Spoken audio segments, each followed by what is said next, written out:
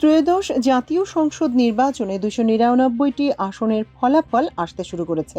প্রাথমিক ফলাফলে দেখা যাচ্ছে ঢাকা, চট্টগ্রাম, ময়মনসিংহ বিভাগে বিএনপির আধিপত্য। অন্যদিকে রংপুর, রাজশাহী, খুলনা বিভাগে জামায়াত প্রার্থীরা এগিয়ে আছেন। সিলেট ও বরিশাল বিভাগের বিভিন্ন আসনে বিএনপি ও জামায়াত প্রার্থীদের মধ্যে হাড্ডাহাড্ডি লড়াই চলছে। জামাত সূত্র দাবি করেছে প্রাথমিকভাবে ১৭৫টি আসনের দিকে তাদের দৃষ্টি নিবদ্ধ, কারণ এসব আসনের বেশিরভাগে হয় তারা এগিয়ে আছে, নয়তো কখনো এগিয়ে যাচ্ছেন, কখনো পিছিয়ে পড়ছেন। অন্যদিকে বিএনপি সূত্রের দাবি ১৮০ আসনে তাদের প্রাধান্য।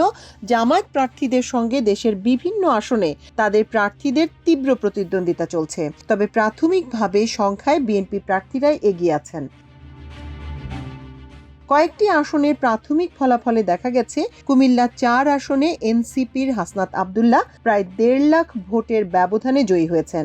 ঢাকা ১৭ ও বগুড়া ৬ আসনে বিএনপির চেয়ারম্যান তারেক রহমান এগিয়ে রয়েছেন। জামায়াতের আমির ডাক্তার শফিকুর রহমান ঢাকা ১৫ আসনে এগিয়ে আছেন। বিএনপি মহাসচিব মির্জা ফখরুল ইসলাম আলমগীর ঠাকুরগাঁও ১ আসনে এগিয়ে আছেন।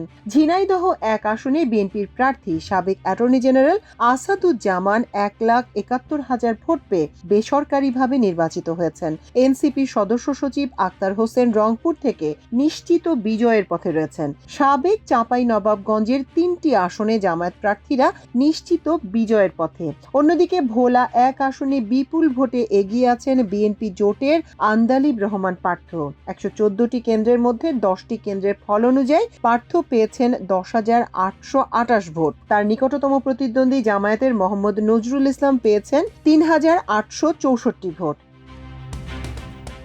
এদিকে ব্রাহ্মণবাড়িয়া ১ আসনে বিএনপি জোটের জোনায়েদ সাকি বিপুল ভোটে এগিয়ে আছেন।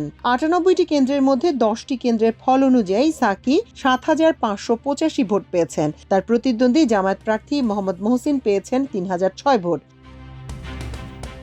হবিগঞ্জ ১ আসনে বিপুল ভোটে এগিয়ে আছেন বিএনপি প্রার্থী রেজা কিবরিয়া। তার নিকটতম প্রতিদ্বন্দ্বী বিএনপির বিদ্রোহী প্রার্থী শেখ সুজাত মিয়া কাছাকাছি রয়েছেন।